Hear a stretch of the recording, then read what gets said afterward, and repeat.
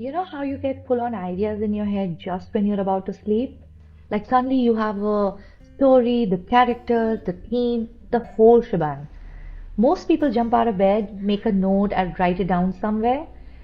I tell myself I'll do it first thing in the morning.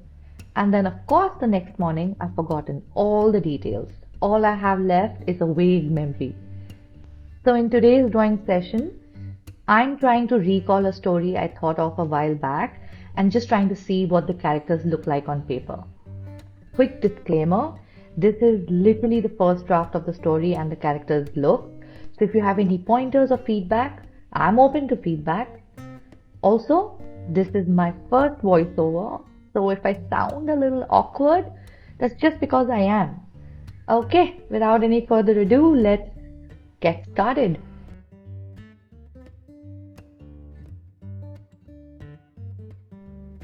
So before anything else, you need to know who our protagonist is.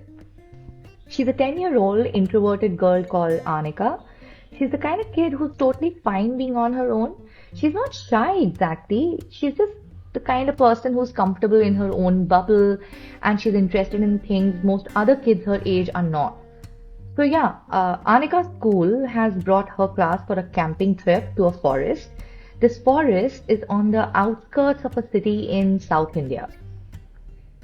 She's been excited about this school trip for weeks, not because of her friends or the activities, but because it's a forest. She's kind of hoping something wild happens.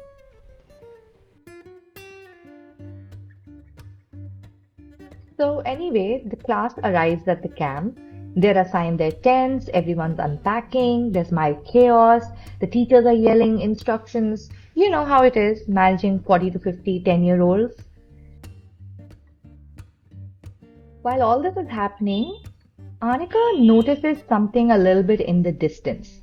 She sees a group of kids, some village kids, running around nearby, laughing, making noises, and they are playing with a really large, what looks like a black dog. And Anika immediately abandons the tense situation and runs towards them because obviously a big dog plus forest, best thing that's happened all day. So halfway there, she kind of slows down. She notices something's off. That's not a dog. That's actually a black bear. She immediately turns around and runs back to her teacher. The class teacher at this point was talking to the forest department's officer in charge. He blurts out to the teacher that there's a bear over there and it seems to be playing with some kids. So the teacher kind of looks alarmed, but the officer just casually looks at Anika and says, "Oh, that's just Mara. She's been with the local villagers since she was a cub. She's not dangerous. She's basically grown up around people." And then he turns to the teacher and again, casually asks her, "If you'd like, we can introduce the kids to her. That could be fun." The teacher's like, "What the heck? What in the world is a bear doing playing with kids?" So yeah, she's equally interested in knowing what's the deal. So she calls all the kids and tells them to sit together and be calm because they were going to introduce them to a bear.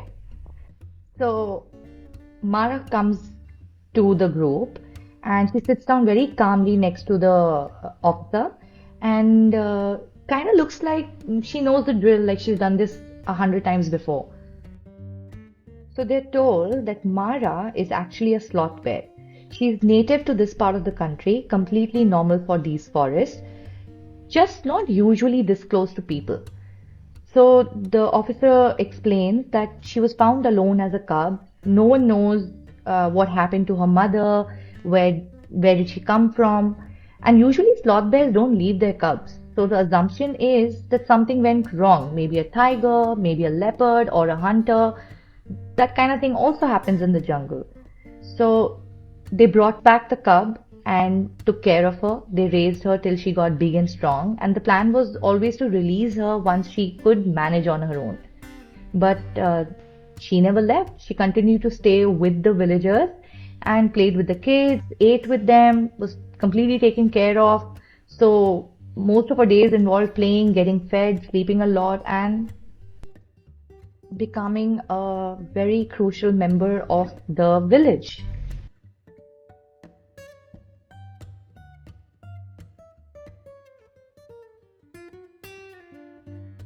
After listening to Mara's backstory, the kids felt some kind of a connection with her. They felt fond of her and also got a chance to play and interact with her.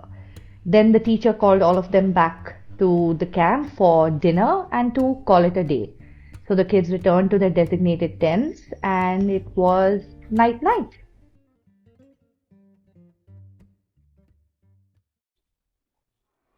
Later that night, Anika wakes up coughing. At first she's confused. Then she smells some smoke. There's definitely fire nearby and the ground started to shake.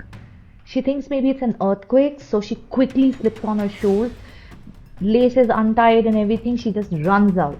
She calls out for her friends, for her teacher, but she couldn't find anyone. Just fire everywhere. Then she sees Mara. Mara was standing nearby, clearly panicked, looking around the same way Anika was. Lost, scared, trying to find someone familiar. Anika runs to her without thinking, and for a moment, they just stood there looking at each other, not really sure what to do next. And then, with a loud thud, a branch crashes down near them. So they both panic and run, away from the fire, away from the noise, straight into the dense forest. They kept running, they ran for like a long time. Eventually, they both stop. Anika just stops to catch her breath and then she starts to cry. Mara, also standing very close to her, is still panting and looking really agitated. She comes closer to Anika and then Anika sits down under a tree and continues crying. Mara just leans on her. They both curl up together and at some point they just fell asleep.